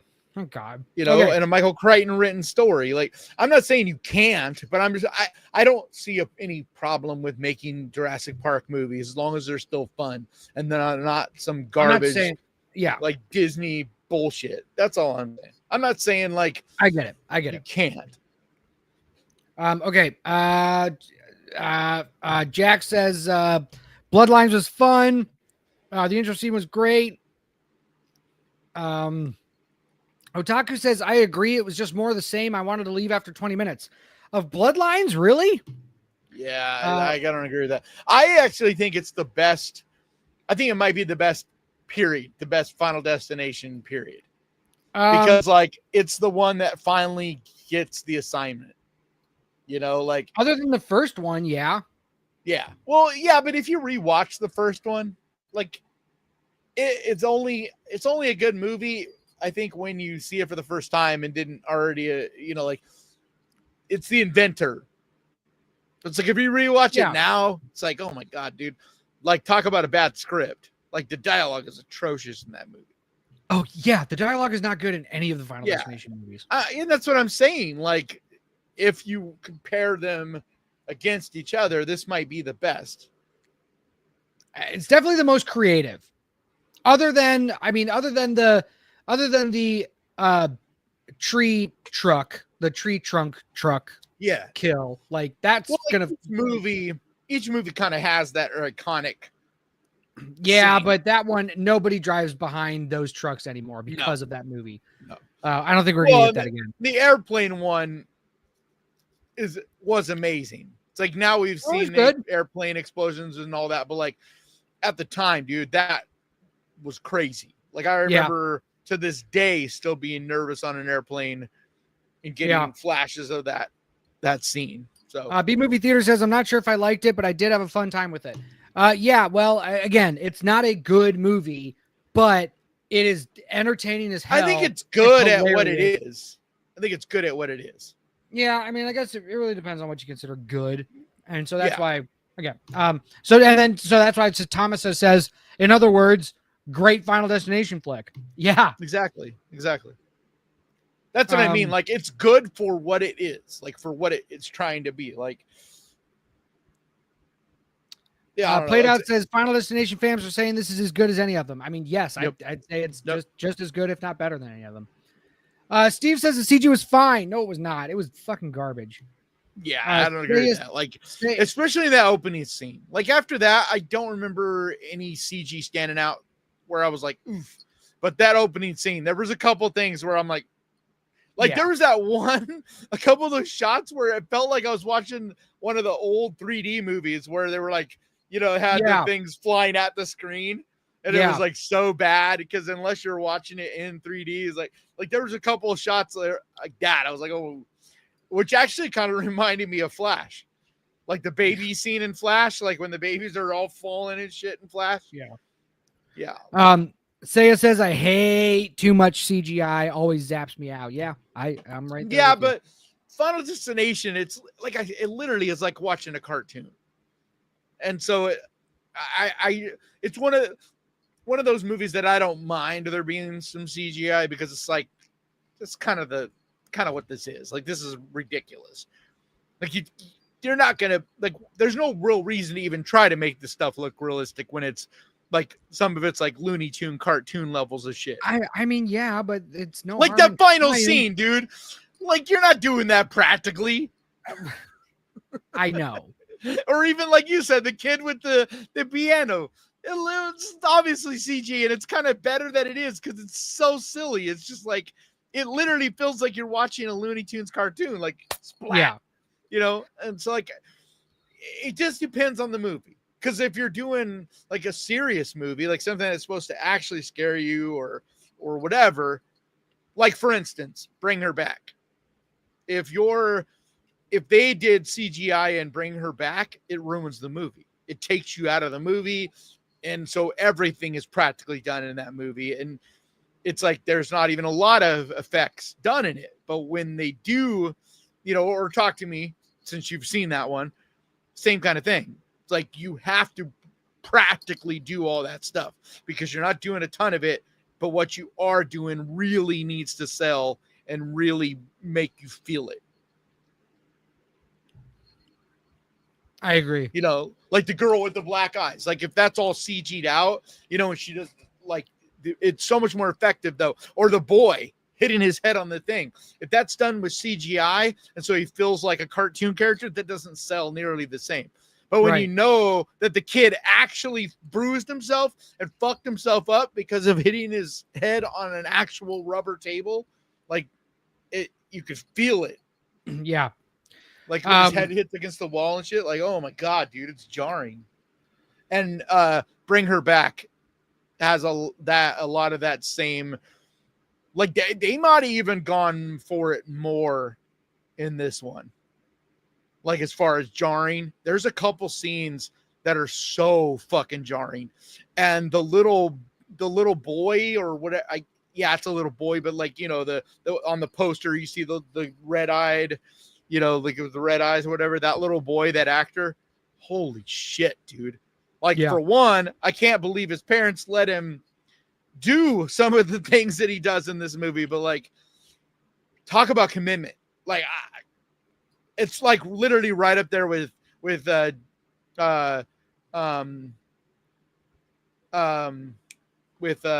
I thinking of? I don't know. Like Demi I'm going Moore, through putting comments like on in The screen. Substance last year. It's like up there with her commitment to that role. Like, that's how committed this kid is to like super fucking crazy. Like, I don't want to spoil anything about it, but it's a more slow burn. It's a more slow burn movie. It's a more, like, the best way to put it, I heard they said this, was that Talk to Me was a party movie. This one's a drama movie. Like, both are horror, both are impactful, but like, they're a different tone. Like, they're kind of coming at it from a different lane, you know? Yeah. And so like, this one hits you in the feels much more. Like, this one's definitely going to get parents. Because the main tone of this movie is about loss.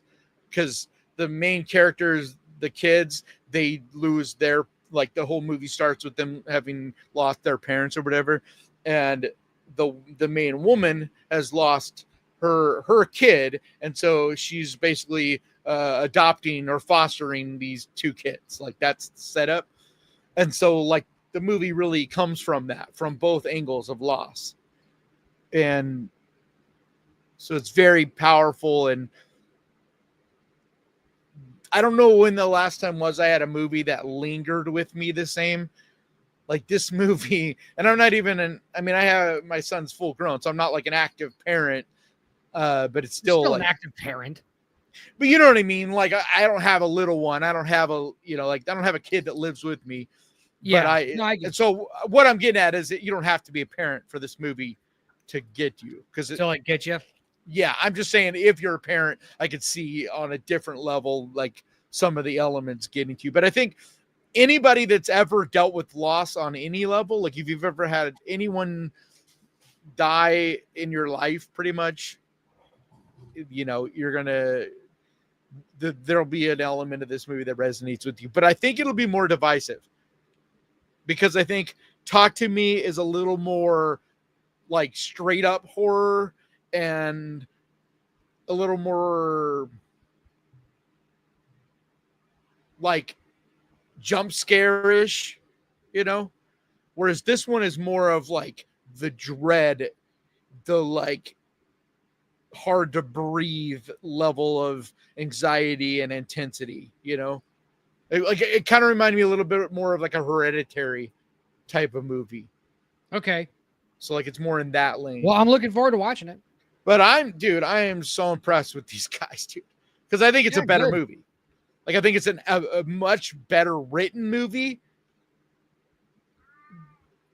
but it's a little more cerebral. Like I could definitely see in your mainstream, more little mainstream audiences being lost a little bit, because it doesn't hold your hand and you have to like really pay attention. Yeah. And so especially I think anybody that just watches this streaming or something, and so they're not 100% locked in, I could see them coming away with a bunch of questions and stuff. But I think it's a better made movie. I think it's better written, because that was my only issue with Talk to Me. I think that movie's brilliant, but there's a few like holes in the plot and a few things that you're like, I feel like around the third act. Like that wasn't quite written as tight as it could have been. This one is a very complex written movie, and they make some choices in this one that you're just like, fuck, dude. Like, you have balls for going there, but at the same time, you're just like, it's like a gut punch. You're just like, I kind of wish this movie hadn't have. I'm looking forward to seeing it.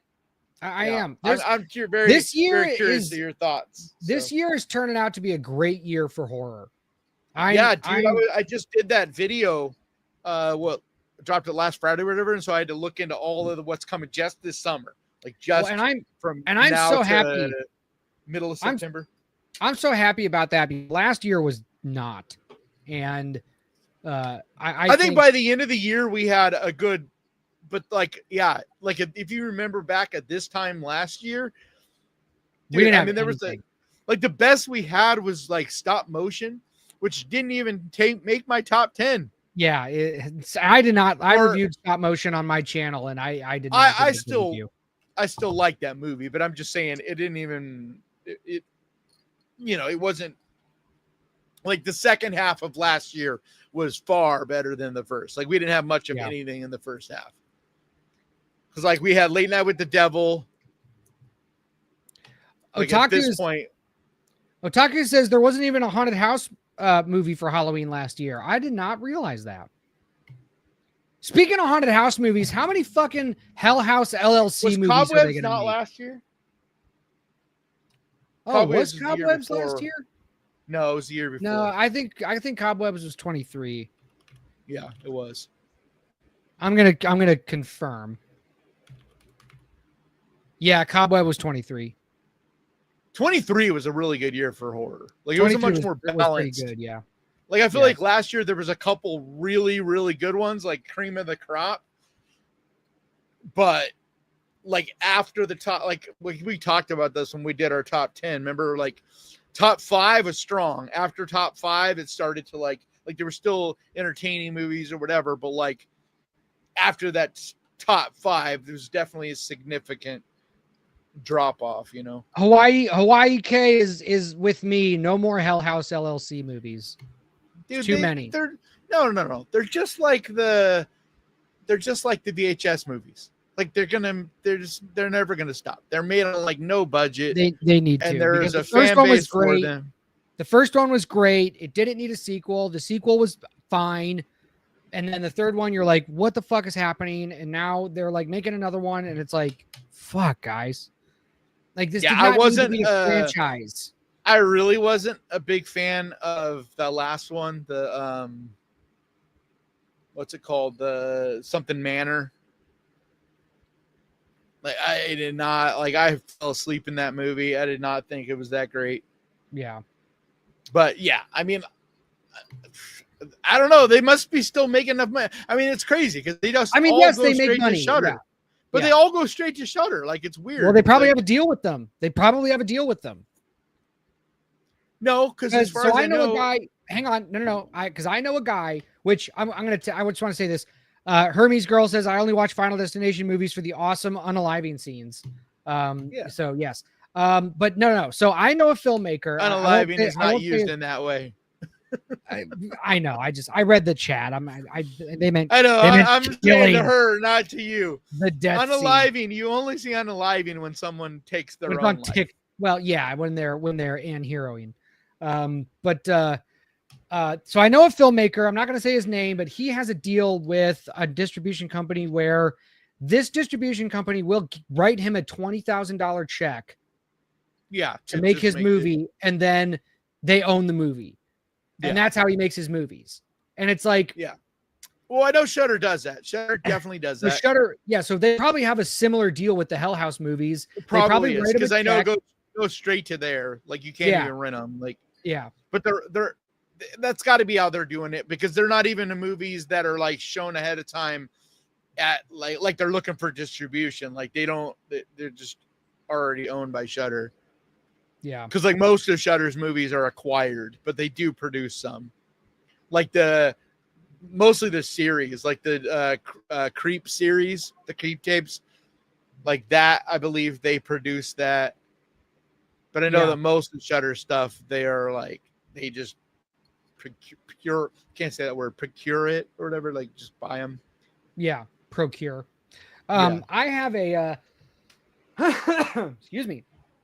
Just on the topic of haunted house movies, I have a haunted house movie idea that I've been kicking around that I started fleshing out some ideas for, and I was particularly proud of this one scene that I had jotted down last night that happens in a room that I don't find scary because like that's the challenge for me. It's like if I don't find something scary, how can I find it scary for myself?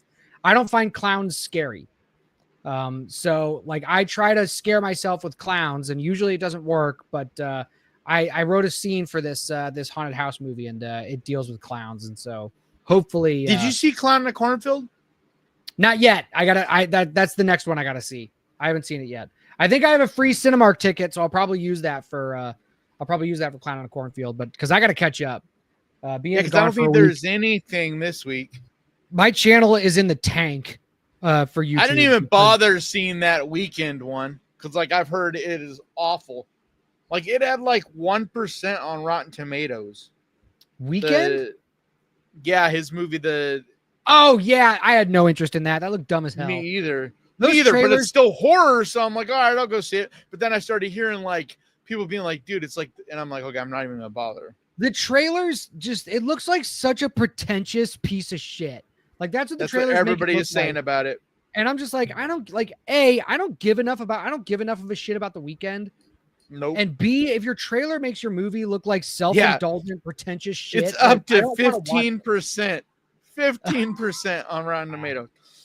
What's even crazier is that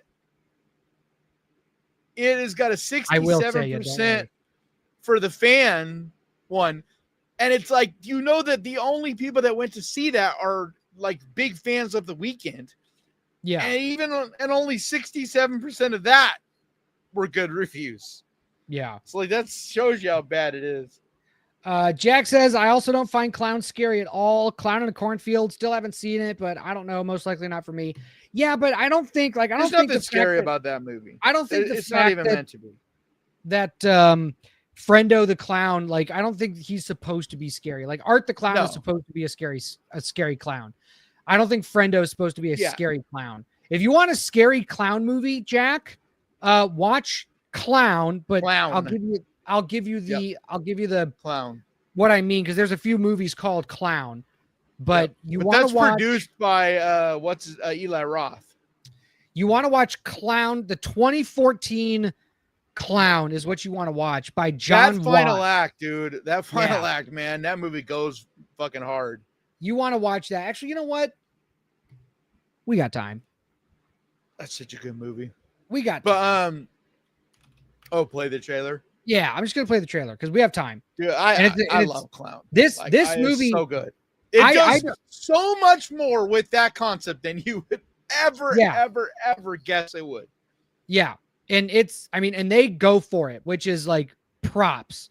So anyway, so if you want a clown movie that scared a guy who's not scared of clowns, me, this is it. So let's hear it. I'm going to turn the comments off right now. What's the name of that one movie? Circus is Circus of the Dead.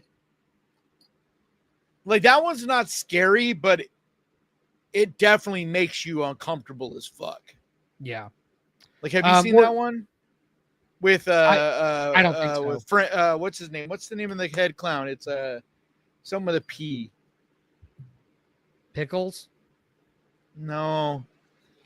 Anyway, it's a let's super just watch this fucked real up. quick. So let's just watch this real quick, get it out of the way. Because I always recommend this for people that don't find clowns scary. I recommend it. I said try this and see what it does for you.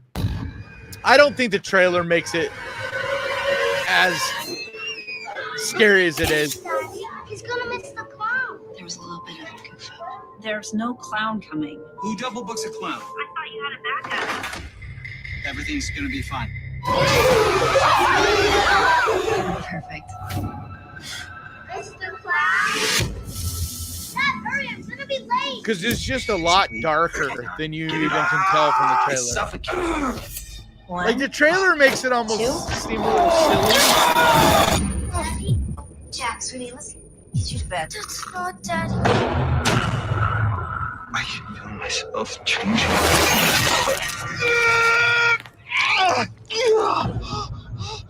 What happened to my husband? It's not a costume. It's skin of a demon. Blood. 5 children. It's hitting me again. One child. Yep.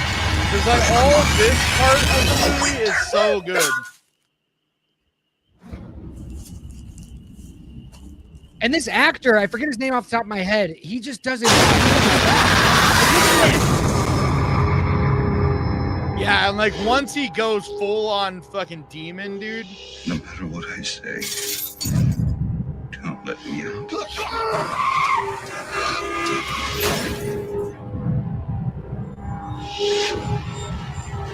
So good.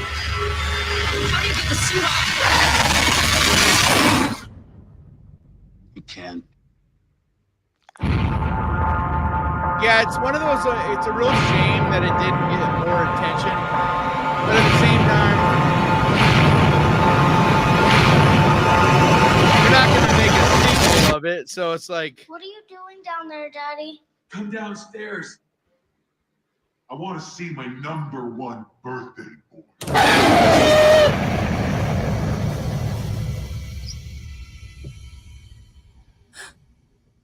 Don't go up there.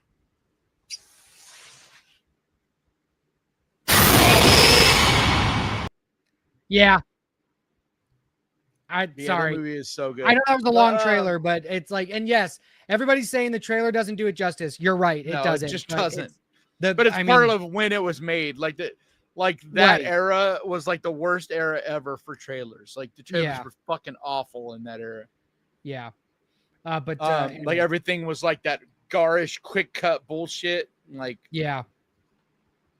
But no, yes, Stephanie, yes, you need to watch it. It's because I don't find clowns scary. They do not scare me. But this movie, they do the way that they do the clown concept and the clown everything, like what's going on with him, the fact that he's, and they don't pull punches when it comes to the violence. And it's like, but it's because it's not even really a clown. Like most other clown movies, it's just some dude in a clown suit. You know what I mean? Like, right. So it's like, oh, okay, he's a serial killer or whatever. Like even Art, the only reason that character somewhat works too is because there's that supernatural element to him where, you know what I mean? Right. Like he is superhuman and, you know, I don't think art is scary. I know that it does scare some people, but I honestly don't think that those movies are meant to scare you either. Yeah. But Clown in the Cornfield 100% is not.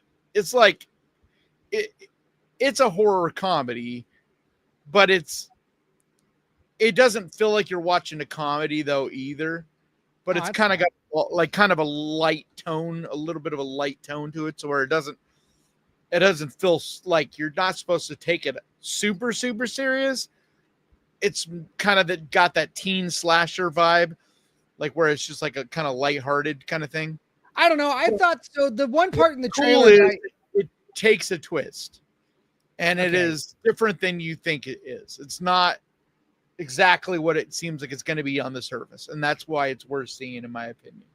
I just like that scene in the trailer where like the one girl is covering the other girl's mouth, and then like she covers her mouth, and then Friendo covers her mouth. Like, yeah, like that made me laugh. And like, but that, like, what's interesting is like that scene is funny, but it's not really like the movie doesn't feel like that. Like that is that one scene, but it in the context of the movie, it's kind of less funny than it is. Like, it's hard to explain without spoiling it, but like there's something about that and why it doesn't play as funny in the actual movie as it does in the trailer. Yeah. And so the movie doesn't really have that tone. Like there is funny stuff in it. There are scenes that are funny, but it's almost more like how Scream is a horror movie that has funny parts, but you wouldn't call it a horror comedy. Gotcha. It's kind of like that. So it's like, yeah, it has some funny stuff, funny dialogue, but it's not, you know, but I don't know. Like I'm seeing a lot of people that are like loving Clown in the Cornfield. They're like, oh my God, and I'm like, no, it's not that either. Like, I mean, it's fun. It's a fun popcorn movie, but it's not anything more than that. It's not like any kind of, it's nothing that you're going to be thinking about when you're making your end of the year list. It's just like, you know, a fun Saturday night movie to go see with friends kind of thing, you know? Yeah. Like, it's just because we've already had, like in other years, it might have a little more of an impact on me, but like when we've already had the movies that we've had and then the movies that are coming, it's just like, dude. I mean, Together's coming out. Weapons. Yep. 28 years later. Also, but even ones that people aren't talking about, like Dangerous Animals. Like I think that has potential to be really good. Is that coming out in theaters? Yeah. That's the one where the dude's a serial killer, but he's like obsessed with sharks. And so he like sacrifices his victims to the sharks or something like that. It looks like it kind of has it. No, I'm telling you, it's Dangerous Animals. I'm telling you, man, it's like people are not talking about it, but it reminds me of Wolf Creek. Like it has a little bit of that feel to me. Some of it is that it is an Australian movie or a New Zealand movie. I can't remember. So there is that, but it also just kind of has that like real world feel about it where it feels like it's not. Like, is this out? No, it comes out next week or the week next after. Week? Okay. No, hold on. Maybe in June. There's already reviews of it on IMDb, so yeah, because it was in film festival. Oh, okay. Because they had June 6th. June 6th? It had to get distribution here in the States. A couple weeks. So it premiered, I think, at South by Southwest, I think. Okay, cool. But it looks really good, dude. The trailer looks good. Like it's gonna be good. I'll check out the trailer after this and see what I want to watch. What are the other ones? Like I made my whole video and I came up with like 14. I think I came up with 14 movies that are worth seeing this summer. While you're looking through that, Gaston, weekend we have this weekend we have Fear Street Prom Queen comes out on Netflix. Oh, that's right. Yeah, so that'll be fun because I don't know if it's going to be a great movie, but it comes straight to Netflix, so it's like, anything is where And then next week is Bring Her Back. The week after that is Dangerous Animals, and then The Ritual, which is not something I'm looking forward to. Yeah, was it Al Pacino or is it De Niro? I forget. I always get those two guys mixed up. Gaston says 20 years later. Go ahead. Gaston says, DJ, in a previous podcast, you said Firefly was a must watch. I'd seen Serenity, but not the show. I watched it. You were right. Thanks a million. You're welcome, Gaston. And yes, if anybody has not seen Firefly, you need to watch it. It is. Yeah, I mean, it's one of the most beloved. Like, it's crazy for something that was barely on. It has like the most diehard fan base. Like, it's because it's an incredibly written show. Yeah, like the writing is so good. It's so tight. Noah Limited, you didn't miss any fights. We didn't really argue about that much, except for like we got a little tiff. We got into a little tiff about the budget of Final Destination, but nothing exciting today. But the other one that nobody's talking about that I think looks amazing is Him.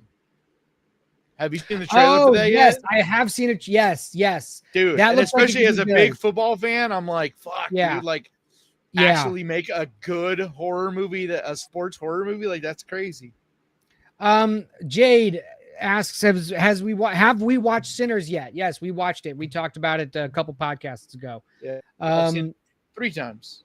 Mr. Halloween says Clown or Final Destination 6. Which should I see this weekend? You should see Final Destination.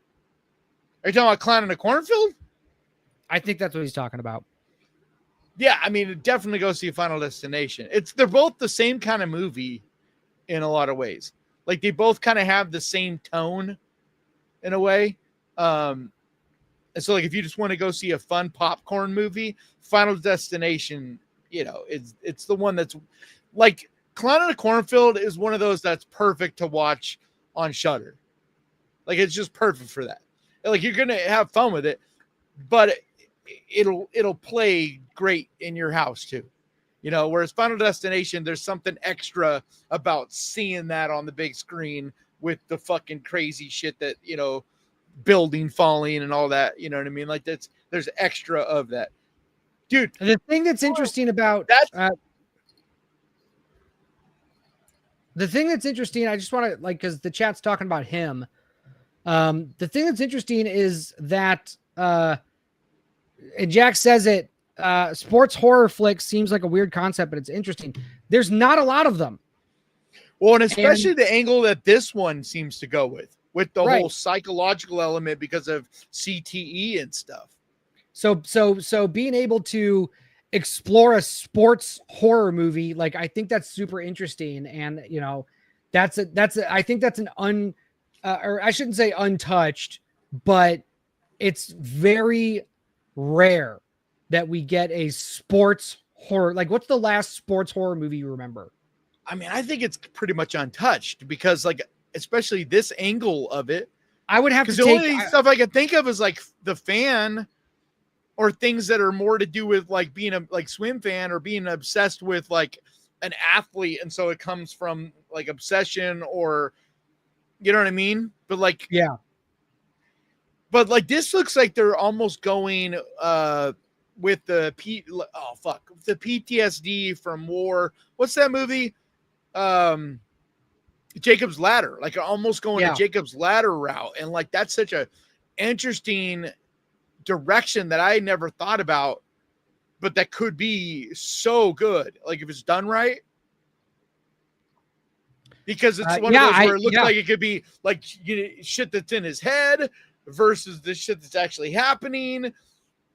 Is there actually cult things that go on in this? I don't know. From that trailer, like, it looks like it could go in multiple directions, and so that's got me excited. I'm like, I'm looking forward to that, because if we can get some untapped, horror stuff, like, I'm ready for it. I'm ready for it. Okay, I gotta get out of here. I am tired. It's just so hard to have anything that's even remotely untapped. Like, right. And You so know, the there's fact just that we may be everything's getting, been the fact that we may be getting into a new territory is like it's exciting because it's like, yeah, everything's been done already. So anyway, but yeah, all right, I gotta get out of here. So let's I call know. it a I'm night. going to see 28 Days Later. They're actually Nice. doing a special release of it at the theater near me tonight. So Oh, that'll be awesome. like, that'd be cool to see it because I haven't seen it in a while, and it's like a remastered version of it, which it's low-fi quality anyway. So I don't think a remastered makes much difference, you know, because the whole thing was shot on like fucking shitty. What camera did they use for 28 Days Later? I have no idea. Yeah, but I know it was it was like a handheld type, a handy cam almost level, I believe. Because wasn't it one of the first, just like this one Canon shot XL1? Yeah, it says we're primarily shot using the Canon XL1 mini DV camera. Yeah, and that's part of why they went with the iPhone. For 28 years later, they shot it with the iPhone, and that was partly same concept. It's like using technology that we're used to. This is what they shot it with. The original price was 588,000 yen. So this is primarily what they shot 28 Days Later on. Okay, all right. And it's funny because that looks big to like a younger audience looking at that and be like, what? That's a big old camera. Like, no, you don't understand. At the time, like the cameras they were shooting movies were on fucking cranes. Yeah. You know what I mean? Yeah. Like that was the littlest guys that we had. Yeah. Because other than the lens, I mean, that's literally just the fucking little handheld. Prop dude says, DJ, tell my Wi-Fi love her. That's a good one. That's a good one. All right. Okay. Thanks for watching, guys. We appreciate it. This has been the Death Rattle Podcast. I'm DJ Remark. He's Kanan Becker. Join us next week. Same time, 7 p.m. Eastern, 4 p.m. on the West Coast, and whatever time that is, wherever else you are in the world. We will see y'all next week. Thank you. Bye.